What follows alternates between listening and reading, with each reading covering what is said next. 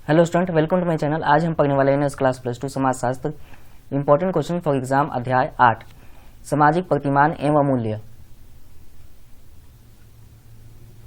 मूल्य क्या होते हैं? मूल्यों की प्रमुख विशेषताएं, प्रतिमान तथा मूल्यों। 29 क्वेश्चन है, 100 मार्क्स के आपके एग्जाम आते हैं। 3 घंटे टाइम होता है। 1 नंबर, 2 नंबर, 4 नंबर के क्वेश्चन आते हैं।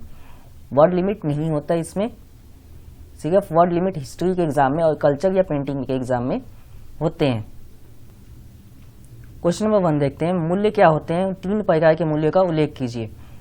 अब 3 प्रकार मैंने अलग अलग नहीं लिखे, पहले में ही पूरा आंसर लिख दिया है, तो आपने ऐसे ही कॉपी करना है।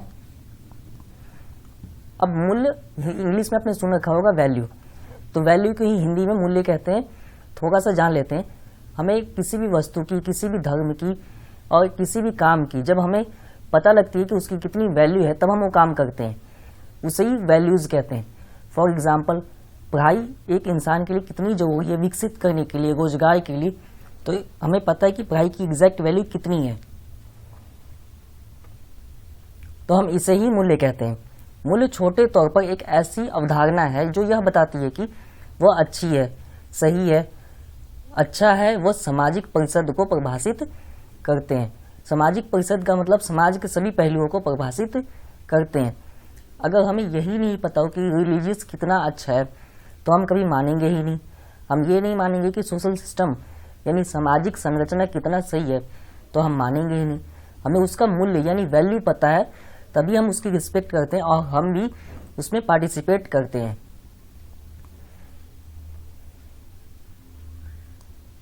समाज की पसंद का उल्लेख करते हैं और हमें भविष्य में कार्रवाई के लिए दृष्टि देते हैं। व्यक्ति की मूल्य उनकी विशिष्ट संस्कृति से काफी प्रभावित होते हैं। अब मूल्य का एक और एग्जांपल ले सकते हैं। इंडिया में 28 स्टेट है और सभी स्टेट में लैंग्वेज अलग है और वहाँ की कल्चर अलग है, संस्कृति अलग है। वही उस स्टेट का सबसे बड़ा मूल्य है। सामाजिक बनावट, सामाजिक संस्था, सामाजिक मूल्यों में परिवर्तन से अनुवर्त होते हैं और कभी कभी इसका उल्टा भी होता है। यह स्थिति काफी स्पष्ट हो जाएगी यदि हम इस बात को फोकस करें कि यह सामाजिक मूल्य किस प्रकार पारंपरिक समाज से आधुनिक समाज तक विकसित होकर आए हैं। तो मूल्य स्टार्टिंग से, जब से ह्यूमन है धरती पर, तब से मूल्य है, या उससे पहले से भी आप कह सकते हैं कि मूल्य शब्द है। हम जानते कब है, हम यूज कब करते हैं, वो इंपॉर्टेंस हम रखते हैं अकॉर्डिंग टू सोशियोलॉजी। नैतिक मूल्य और प्रत्येक समाज में विभिन्न प्रकार के प्रतिमान हैं। वह वैज्ञानिक नहीं है। विवेक पर आधारित मूल्य अपनी प्रकृति में वैज्ञानिक और तर्क संगत हैं। सौंदर्य बोध से संबंधित मूल्य साहित्य, कला, संस्कृति से संबंधित है।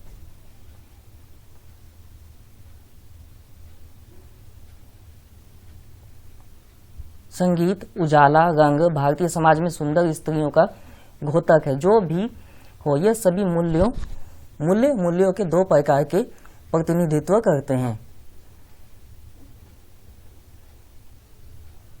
अब यहाँ पे आपसे सेकंड क्वेश्चन फिर दिया गया, मूल्य की प्रमुख विशेषताएं क्या क्या है। 16 में क्वेश्चन है, 6 नंबर में।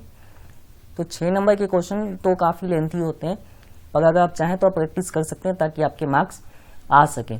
और 6 नंबर में एटलीस्ट जो मूल्य शब्द है, इसकी विशेषता तो आप लिख ही सकते हैं थोड़ी बहुत, और बाकी डेफिनेशन भी लिखना है। तो इसे 6 में से 3, या अगर टीचर अच्छे हुए एग्जामिनर तो 4 भी दे देंगे। तो ऐसा नहीं है कि आपने 6 नंबर देखना है और ड्रॉप ही कर देना है, छोड़ना नहीं है उसे। कोशिश करनी है कि आपने उसको डेफिनेशन एटलीस्ट आप लिख सके, कम से कम डेफिनेशन हो। मूल्य के निम्नलिखित विशेषताएं हैं। मूल्य आस्था और विश्वास की वस्तु है। मूल्य सूक्ष्म होते हैं क्योंकि उनमें ज्ञानात्मक तत्व होते हैं। मूल्य अपनी प्रकृति में प्रतिमान मूलक होते हैं। मूल्य वे समान विचार हैं जिनमें लोगों की सहभागिता होती है। अमूल्य संवेग और भावनाओं से संबंधित होते हैं। मूल्य वस्तु की पसंदगी के आधार पर मूल्य सापेक्ष रूप से स्थायी होते हैं। अब हम कहते हैं ना इमोशन वर्ड आप सबने सुना होगा, भावनात्मक। मूल्य और भावनात्मक एक दूसरे के विपरीत हैं। मूल्य जो रियलिटी बेसिस पे तय होते हैं और भावनात्मक रियलिटी बेसिस पे सब हर बार तय नहीं होता। तो ये एक डिफरेंस है मूल्य में और आपके संवेग में, इमोशंस में। तो इसलिए यहीं लिखा है अमूल्य और भावनात्मक से संबंधित होते हैं। भावना से संबंधित बिल्कुल नहीं होते मूल्य, उनका अपना वस्तु, कल्चर, संस्कृति, रंग, उसके बाद सुंदरता, इन सब पे आधारित होते हैं मूल्य। इन सब की कितनी विशेषता है, उस विशेषता के आधार पर तय की जाती है मूल्य। समाज में आंतरिक मजबूती लाते हैं। मूल्यों का लक्ष्य जन कल्याण है। मूल्यों में व्यवस्था आत्मक सोपान क्रम है। सोपान क्रम कहते हैं स्टेप वाइज।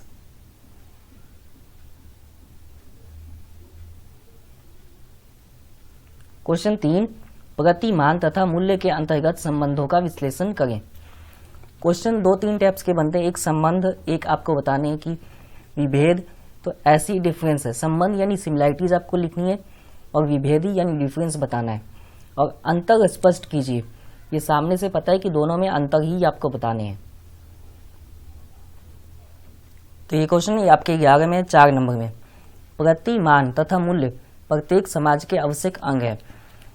हम गलत नहीं होंगे कि यदि हमें उन सामाजिक अस्तित्व के स्तंभ के रूप में माननीय व्यक्ति द्वारा धारणा की गई विचार जो मानते हैं उचित है, अच्छे हैं या बुरे हैं, वही मूल्य हैं।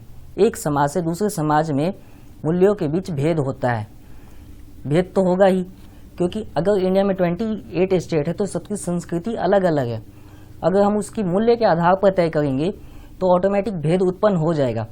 किसी में कुछ कमी होगा या किसी में कुछ ज़्यादा होगा, तो उसी आधार पर भेद ऑटोमेटिक शो होने लगता है। व्यक्ति के मूल्य उस खास संस्कृति से उत्पन्न होता है जिसका कि वह सदस्य होता है। उदाहरण के लिए भारत में अधिकतर लोग बेटा पाने की इच्छा रखते हैं और कुछ मामलों में कन्या शिशु की हत्या कर दी जाती है। दूसरे शब्दों में कह सकते हैं कि संतान को महत्व दिया जाता है। दूसरी तरफ प्रतिमान को सम्मानित वाचन के उपयुक्त और सही रूप में माना जाता है। तो लास्ट में हमने प्रतिमान के भी किए कुछ कंपेयर और आपके मूल्य का भी किया है। तो ये मिक्स ही है दोनों में स्टेटमेंट। तो आपने भी ऐसे ही लिख के आना एग्जाम में। थोड़ा सा डिफरेंट चैप्टर है, सोशोलॉजी है, तो सोशोलॉजी में टर्म्स के चैप्टर ज़्यादा हैं। आपको जब तक सोशोलॉजी में टर्म्स की क्लैरिटी नहीं होगी तो आपके अच्छे आंसर्स नहीं बन सकते। बेसिक्स तो इजी होते हैं, बस टर्म्स आपको सीखना है कि हर एक शब्द का अर्थ क्या है, वो किस लिए यूज होता है, समाज के जो होते हैं समाज की दृष्टिकोण से समझना है। जब तक ये चीज़ें क्लैरिटी नहीं होगी, सोशोलॉजी में आप चाहें कहीं से भी पढ़ाई करें तो ये आपको प्रॉब्लम्स आनी है। बाकी एसएसटी में सबसे इजी सब्जेक्ट जो है हिंदी, इंग्लिश या लैंग्वेज के बाद कहा जाए तो वो सोशोलॉजी है, दूसरा एंथ्रोपोलॉजी। उम्मीद है आपको इस वीडियो से हेल्प हुआ होगा। आपको क्वेश्चन भी पता लगे कि अलग अलग टाइप्स के क्वेश्चन होते हैं, तो क्वेश्चन में कितने वर्ड लिखने हैं, आंसर कैसे लिखने हैं, पॉइंट कैसे लिखना है, और आपके पेपर कितने नंबर के आएंगे, कितने आप अक्टूबर में दें एग्जाम में, अक्टूबर में दें या अप्रैल में दें या ऑन डिमांड एग्जाम दिसंबर में होता है, तीनों में पैटर्न सेम होता है। तो आपने कंफ्यूज नहीं होना है, ऐसी प्रैक्टिस करके जाना है एग्जाम में, आपके अच्छे मार्क्स आएंगे। जिन्होंने अप्रैल में फॉलोअप किया था उन्हें पता है कि एग्ज़ाम उनके कैसे गए, उनके एग्ज़ाम अब तक के अच्छे गए, वो सब पास हैं।